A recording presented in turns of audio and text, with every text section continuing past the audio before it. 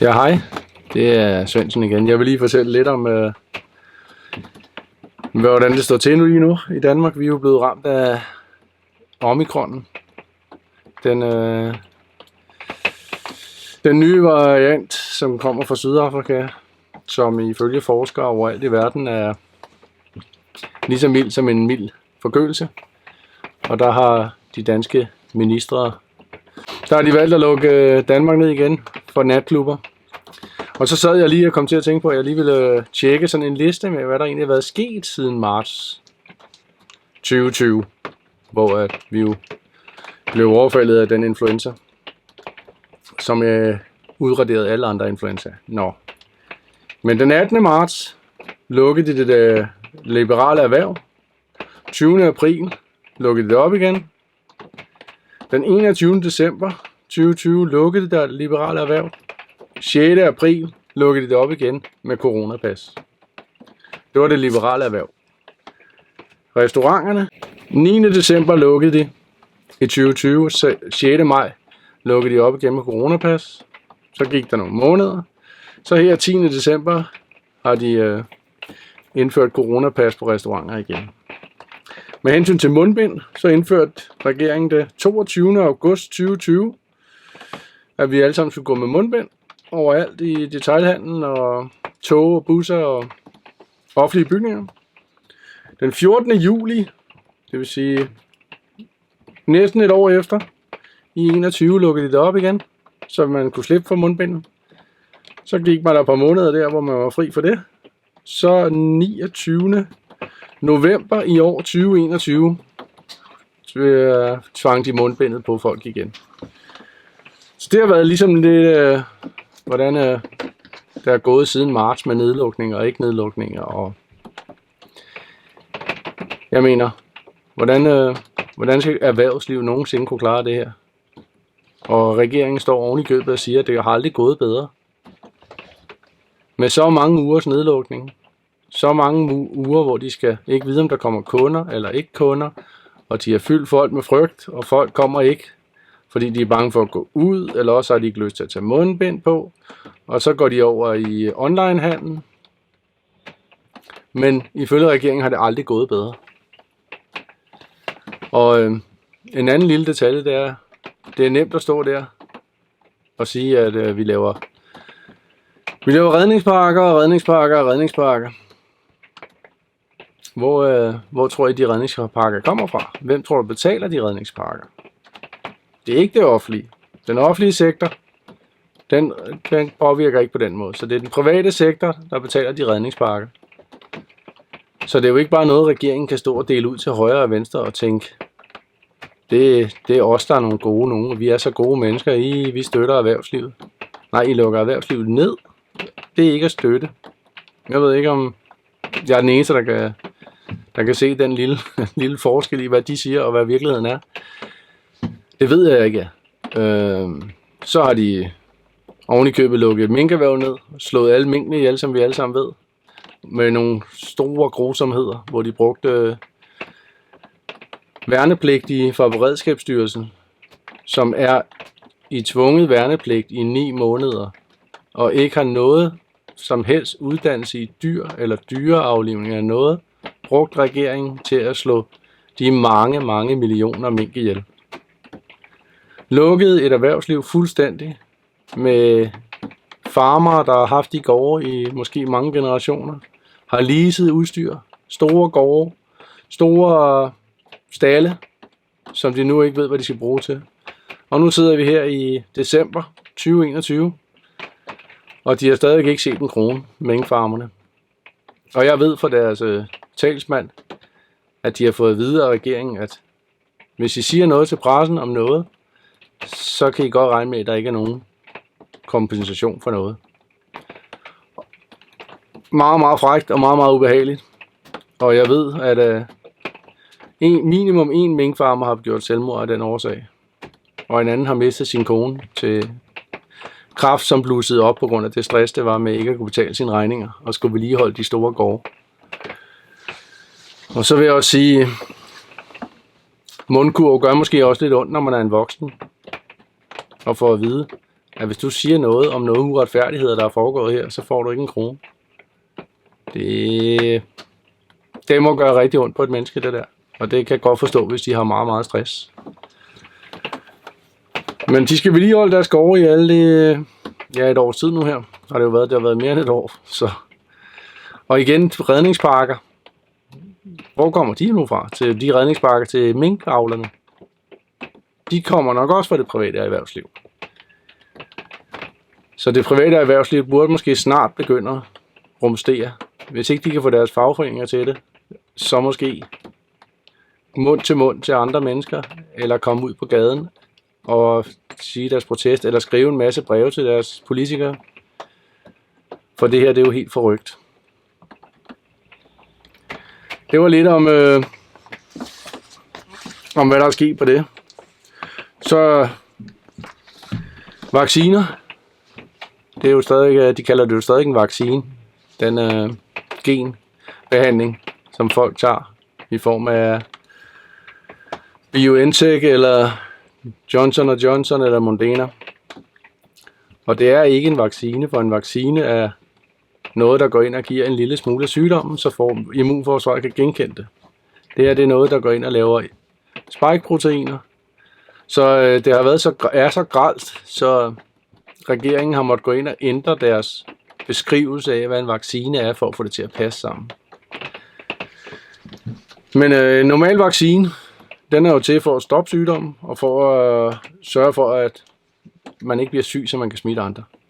Det er jo bevisligt nu efter, det er 9 måneder, tror jeg, den har været i gang med vaccinekampagnen. Så det er jo bevisligt nu, at du både kan smitte og blive smittet. Så det kan umuligt gå ind under at være det samme som en vaccine, der sørger for det modsatte. Og nu vi snakker pengeforbrug egentlig, kommer jeg til at tænke på, så der er der aldrig nogensinde nogen af os, der har set så store kampagner, der foregår. Togreklamer, busreklamer, tv-reklamer, penge til aviser for at skrive de rette artikler, penge til journalister, penge til DR, penge til TV2. Jeg har aldrig set så stort propagandaapparat køre, som der kører.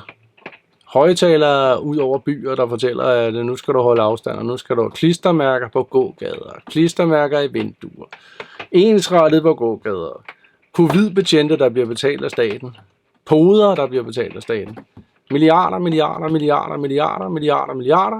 som staten igen tager fra erhvervslivet, for hvor skal de ellers få pengene fra? Og alligevel kan de stå på en talerstol og sige, at det aldrig har gået bedre. Så enten må vi jo have haft så overflod af penge, så vi næsten har kunnet svømme i dem, ligesom onkel Joachim. Eller også så lyver de. Fordi det forbrug af penge, jeg kan ikke huske, hvor mange milliarder det koster om måneden, bare i et test. Men det er voldsomt.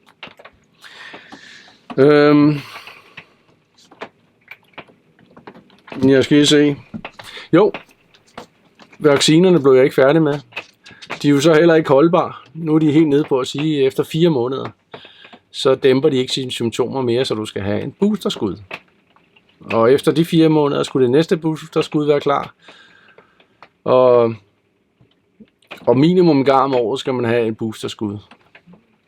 Det er jo en pengemaskine af format til medicinalindustrien. En pengemaskine, der aldrig nogensinde tørrer op. Og hvem betaler vaccinerne? Det gør staten, siger de. Staten? Nå ja, men det er så bare en penge, vi tager fra erhvervslivet igen. Og så vil jeg sige, de siger, at vaccinen er for sundhed, vores sundhed.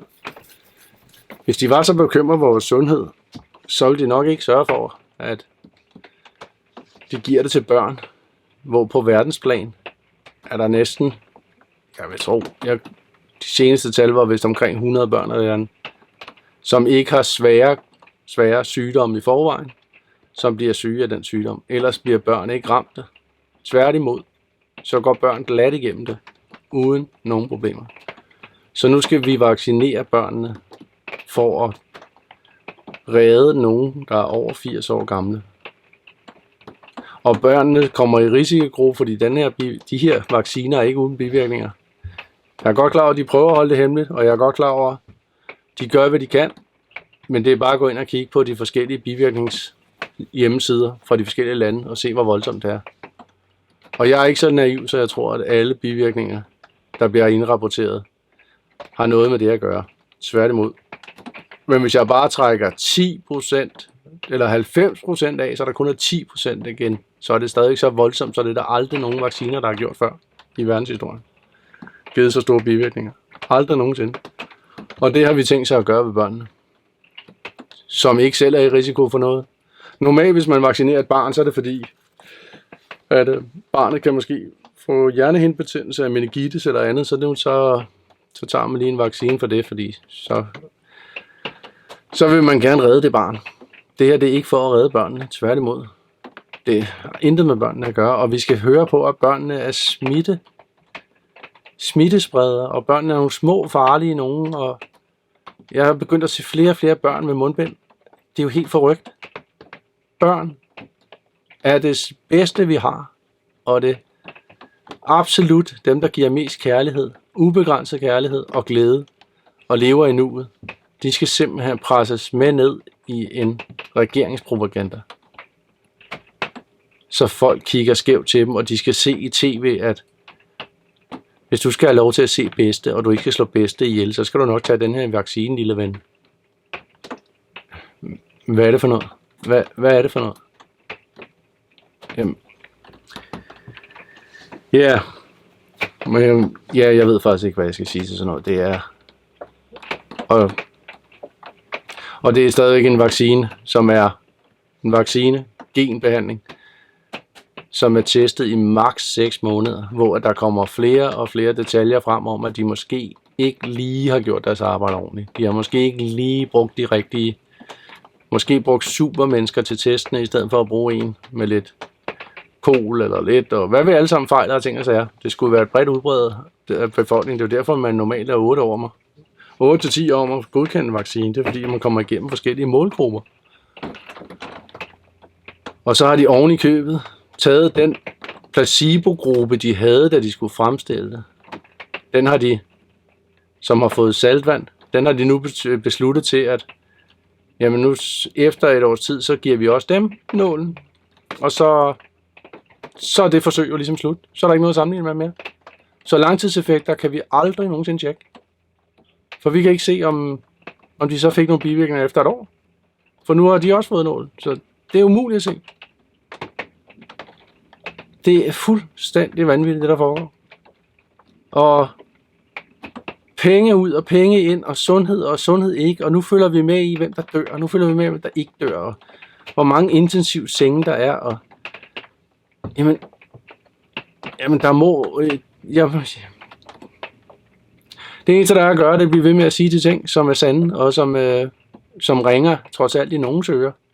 For sande er de, og de kan slås op, og de kan tjekkes, og det kan godt være Facebook, Twitter, de andre, de sletter dem, fordi at så har de fået nogle penge af staten til at slette dem. Men du kan ikke slette sandheden. Sandheden kommer op igen og igen og igen og igen. Så i nogle andre grupper eller nogle andre indlæg. Sandheden kan ikke slettes. Og det er det, de ikke helt forstår inde på Borgen. Også når de lyver og bedrager med alle mulige andre ting. Sandheden kan ikke slettes. I bliver taget i det. Og I kommer på et tidspunkt til regnskab for det. Fordi det kommer ikke til at gå igennem det her i verden. Vi er mange, rigtig mange, som ikke vil finde os i det. Og som godt kan se, at det her drejer sig ikke om en vaccine. Det drejer sig ikke om en sygdom, som har mindre dødelighed end en influenza. Måske det samme som en influenza faktisk. Det skal jeg ikke sige for meget. Men det drejer sig ikke om det. Det drejer sig om et totalitært samfund, hvor de har magten, hvor de bestemmer over alt. Et coronapas. Hvad skal et coronapas? Hvorfor skal jeg som uvaccineret vise et coronapas med negativ test, hvis velvidende at en vaccineret smitter lige så meget som mig, og bliver lige så tit ramt, som jeg gør. Men han skal ikke lade sig teste. Han skal bare vise i coronapas, som man har, som gælder i... Ja, indtil videre er det nok et halvt år, indtil du skal have en booster, så gælder det ikke mere. Så er det et halvt år til, så gælder det ikke mere. Så det kommer til at være pengemaskine, der bare kører igen og igen og igen. Så folk skal ned og have en nål for at få sit coronapas til at virke. Men hvordan er det lige? Hvordan er det lige med ens fremtid, hvis man har et coronapas til at komme ind? Kan det coronapas ikke lynhurtigt laves om? Så det indbefatter alt i dit liv. Så det kan godt være, at indtil videre er det arbejdspladser. Du kan ikke passe dit arbejde. Du kan ikke forsørge din familie, hvis ikke du har et coronapas. Hvad gør vi, når de slukker for testene? Hvad gør vi så? Sulter? Gå ned på bænken? Ja, spørgsmålstegn. Men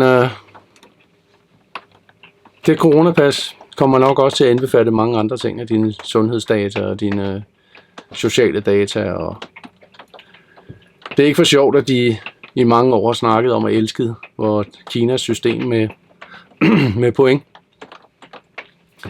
Og som jeg fortalte sidste video med pointsystemet i Tyskland, de kommer nok også op og køre og kommer ind over det pas. Og jeg kan huske i starten, der var mange, der sagde, det kommer aldrig til at ske. Vi får aldrig coronapas i Danmark. Det er nogle af de skøre lande. Så er vi så kommet på lysten over skøre lande så. Vi får ikke nedlåsninger i Danmark. Det er kun de skøre lande. Så er vi også kommet på listen der. Mundbind. Det får vi ikke. Det er kun de skøre lande. Så er vi også blevet det skøre land der. Karantænelejre, hvor folk bliver taget ned i. Det får vi ikke i Danmark. Der sætter de grænsen. Nå. Men nu er der jo så decideret lavet karantænelejre forskellige steder, som hæren og en sundhedsenhed står klar til at benytte, hvis det skulle være tilfældet. Den er fået ind under epidemiloven og er aktiv. Epidemiloven blev gjort aktiv igen nu her. Så den er aktiv, så det kan ske når som helst. Og når alle de andre ting, vi ikke troede kunne ske, må ikke det så også kan ske. Og det kan godt være, de i medierne kalder, det er bare et sted, man kommer hen og hygger sig. Et sted, du kommer hen og hygger sig, det er et sted, du har betalt og købt og valgt at tage hen. Det er ikke et sted, du er blevet hentet hen, hvor du ikke må komme uden for en dør. Der er meget, meget, meget forskel der. Fri vilje, fri valg. Jamen, det var bare lidt for den her gang.